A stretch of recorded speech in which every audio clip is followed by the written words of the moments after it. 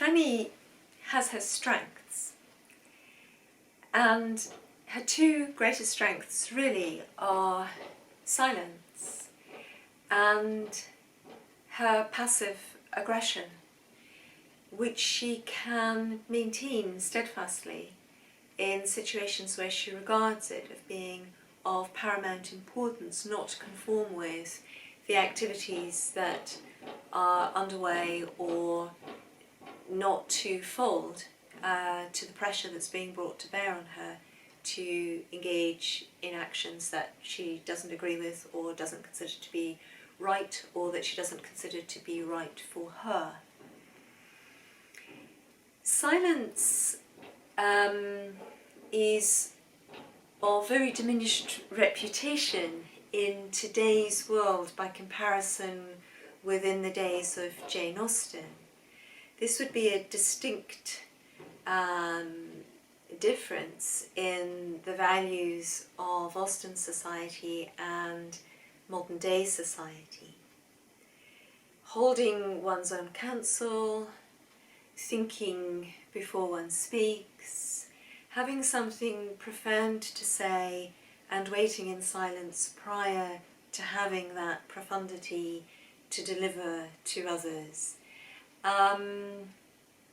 are not so highly valued in today's social interactions as they would have been back in Jane Austen's time. That Fanny is able to maintain silence, to be sure of how she thinks before she speaks, is a quality and a characteristic that would have been very highly regarded at this period. The injunction to silence is much less prevalent in today's world than it was in, the arena of Europe 50 years ago, 100 years ago, certainly 200 years ago. There was much more pressure to engage in silence, to be silent in certain places, to observe respect through silence. And that really has diminished a lot. So for the modern reader, who may very well prefer more spontaneous, more exuberant, less highly regulated, in terms of the amount of noise that it's acceptable to make, interactions and sort of general behaviour in society and when visiting churches or cathedrals, people's homes, it may be difficult to understand, it may be difficult to come to terms with the fact that at the period Fanny's silence would have had a very different resonance to it, from the sort of resonance that tends to be pinned onto an individual being silent today. Because of Fanny's introspective habits, which means she's often silent on the outside, when she does speak, she tends to speak with grace. She tends to speak with kindness and consideration. She's evaluated situations that she talks about from a number of perspectives. By contrast with Fanny's outward silence, of course, we are in touch with Fanny's inner thoughts through the style of indirect discourse, this narrative that comes through her consciousness. And that, of course, is full of words. Her thoughts are really intricate, precise, and manifold. So there is quite a strong dichotomy in the inner richness that Fanny actually possesses and the outer meekness that she manifests.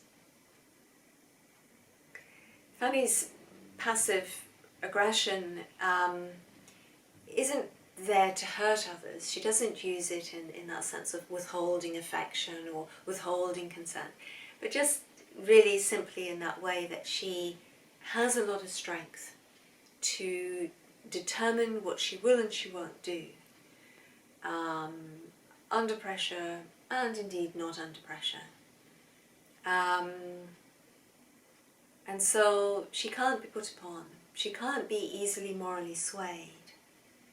She makes her own independent decisions, and that's what her passive aggression is about. It's just simply ensuring that she doesn't transgress in ways that she would afterwards regret.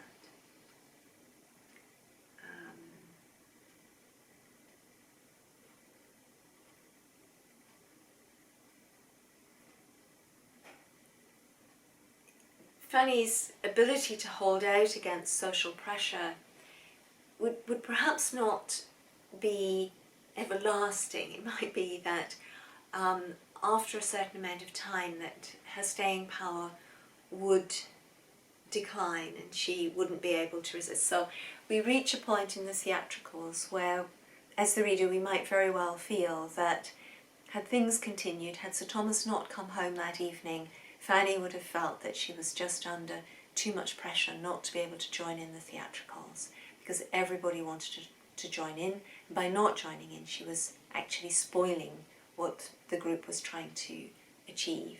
So she probably would, had Sir Thomas not come home at that point, joined in. With Henry Crawford, it might have been, if Edmund and Mary had become engaged, that she would have acceded to Henry Crawford, because to have remained single in Fanny's position would not have been a happy fate.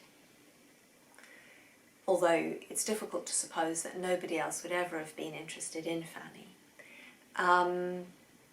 However, the reality is that Fanny doesn't need to hold out indefinitely. This isn't a story of the stoical need to somehow confront fate or destiny without flinching that might occur in a tragedy from the classical era or an epic poem from the classical era. This isn't that kind of literature. We're not dealing with these huge Titanic type concepts. It's a much smaller pool of human interaction. And the reality is that most people don't really have much perseverance. People tend to give up on their ideas or let go of something that they're pursuing or chasing relatively easily. So Fanny really only needs to have that extra ounce of perseverance, that extra ounce of sticking power to be able to, hold out against the theatricals, to hold out against Henry Crawford, because most people get bored and move on.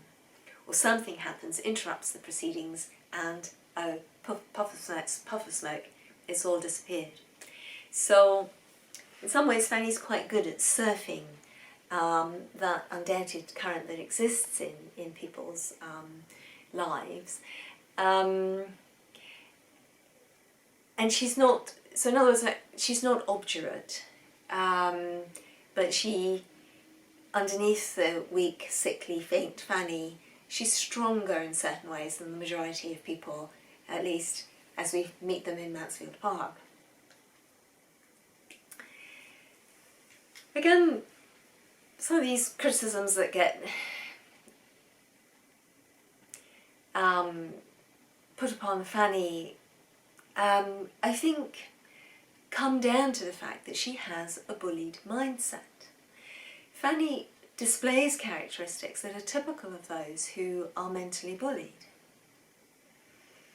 For example, she coincides with perceptions of authority and order that are imposed by the structures within which she's bullied.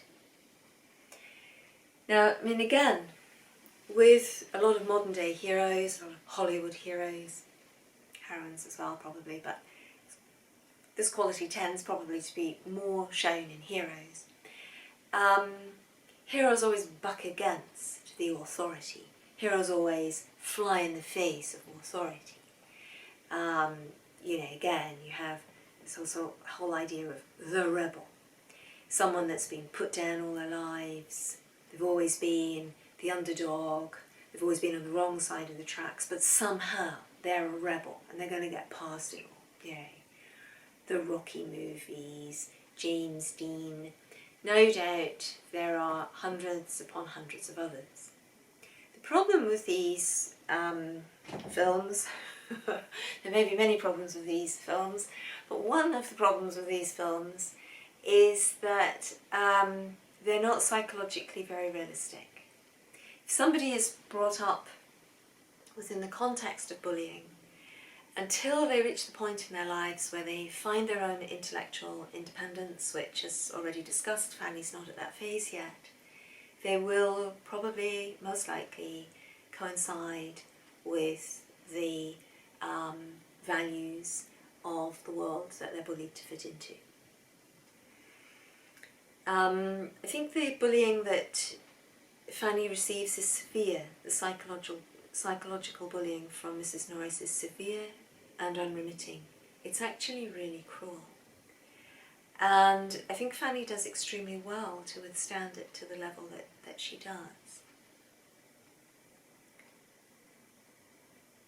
Where our education and our upbringing is heavily inculcated with psychological bullying, these characteristics will manifest.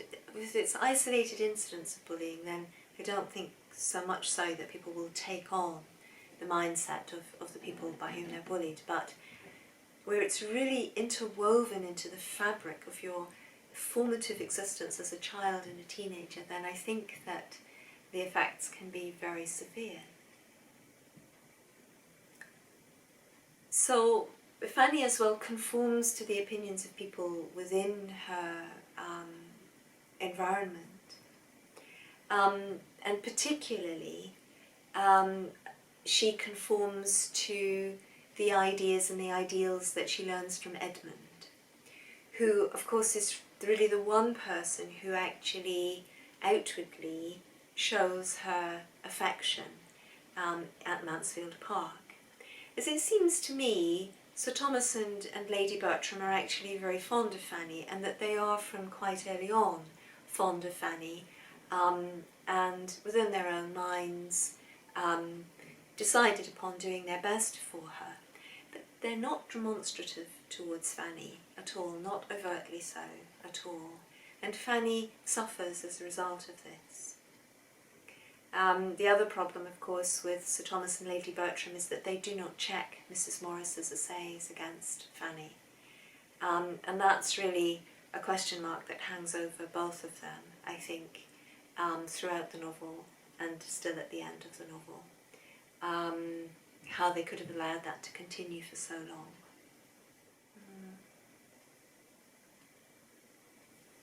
So, in these videos, I suppose, without deliberately expressing the intention, I am defending the character of Fanny. So many people are and have been critical of Fanny. It tends to be the more common response. It's not the exclusive response. Some people take to Fanny very well, they understand Fanny instantly, and Mansfield Park is their favourite of Jane Austen's novels. Perhaps because it is so complex, perhaps because it overturns so many conventional ideas about fiction, perhaps because it represents the story as happening around the heroine as opposed to being driven by the heroine. They may be more open to these different ways of setting and styling a novel.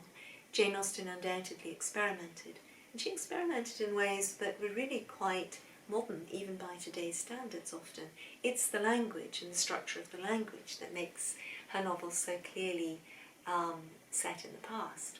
Although even there, for example, in Emma, at the strawberry picking gathering, the way in which Jane Austen relays the conversation around the strawberries and heat of the day is a very modern stream of consciousness style of language.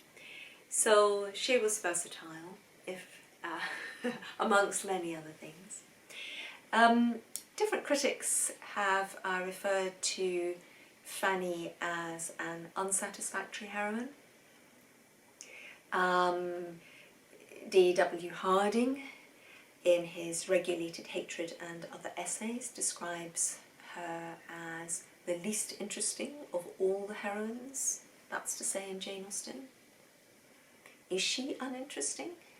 I would suggest that psychologically Fanny Price is extremely interesting, highly well observed, and worth thinking about.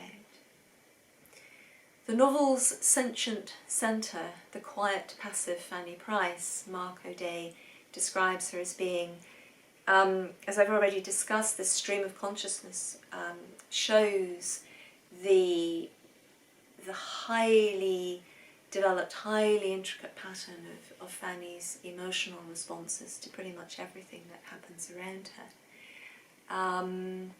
Quiet and passive, yes, on the surface of things, but not tractable, as you know we've already considered. I think D.W. Harding is being a little bit blockheaded, frankly, about the effects of the bullying that Fanny Price has received. And I think to just simply dismiss Fanny Price is always to be dismissive, really, of the damage that bullying can cause.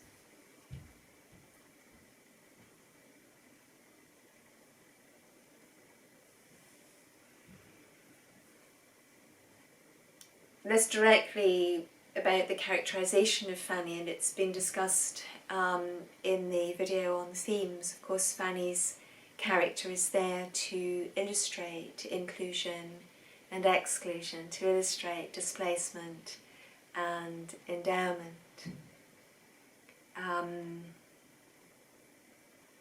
We see that in the way in which the plot unfolds, but we can also see that just by considering the characterisation of Fanny.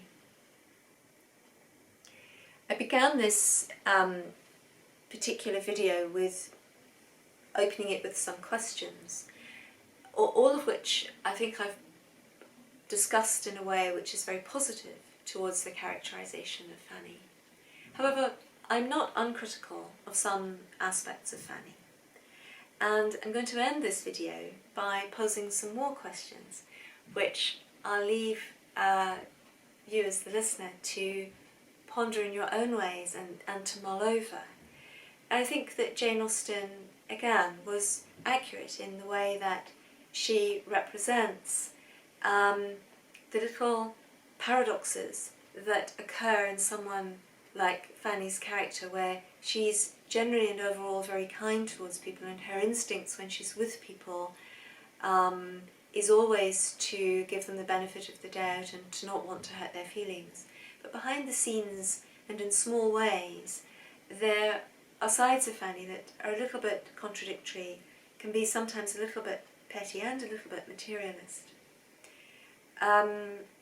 So to consider these characteristics with regard to Fanny, to what extent do we agree with Fanny's moral stances on others and her assessment of her own integrity and sincerity in certain situations? Now, Fanny pretty much, I think, regards her own assessment of situations and her own view of what an honest perspective in the situation is very, very highly. She thinks about everything so thoroughly and from so many angles that I think she thinks there isn't really any room for doubt that she's come up with the right conclusions. But has she always? How she thinks about Mary Crawford, how she thinks about the Grants. Has she always? And as an extension of that, what about her friendship with Mary Crawford? How sincere is Fanny in her friendship with Mary Crawford? Why does she go along with the friendship with Mary Crawford? She seeks Mary out at points. Is it because Fanny is lonely? Is it because Edmund wishes them to be friends? Is it because she's in some way fascinated and allured by Mary Crawford because she knows that Edmund is in love with her. She's like the moth to the flame, drawn to Mary as well to try to understand what the fascination is.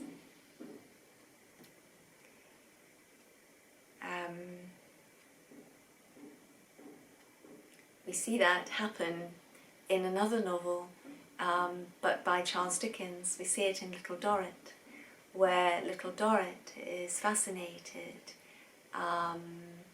by Pet Meagles, later Mrs. Gowan, and she wants to observe Pat and know what she's like, knowing that Arthur Clenham is in love with Pat. We see it a little bit with Flora as well. Flora suspects that Arthur is in love with Little Dorrit, and again she's somehow fascinated by Little Dorrit also. So there's a sort of kind of triangle going on there. But yeah, so this does happen in other fictional tales, and it probably happens in real life as well. Then what about Fanny's role as confidant to Edmund in his romance with Mary? Edmund clearly doesn't seem to realise that Fanny is deeply, not to say desperately, in love with Edmund. And whilst she, in her inner dialogue with herself, professes to find it very difficult to talk to Edmund about Mary and doesn't want to, she never actually just simply walks away from it. She never actually just simply avoids it. She's got the insider story on Edmund and Mary almost all of the time, from both Edmund and from Mary. So how passive and quiet is Fanny really? And then again, how do we perceive Fanny's attitude towards her cousin's misfortunes, albeit that their misfortunes are brought upon them by their own actions, but Julia and Maria's falls, how does Fanny see those exactly? What do we think about Fanny revealing to Edmund later on in the plot how Mary had discussed Tom's illness and the possibility that Tom might not make it, and that therefore Edmund would inherit the title and the property? She doesn't say it quite as openly as that, but it's implicit in the words within her letter. And Fanny makes sure that that's conveyed to Edmund at a point when Edmund is very vulnerable to a strong negative impression about Mary. Fanny really drives it home. She makes sure that Mary's got no chance with Edmund at that point. And how about Fanny's attitude towards her family home when she goes back there? Her attitude to the people who populate that home.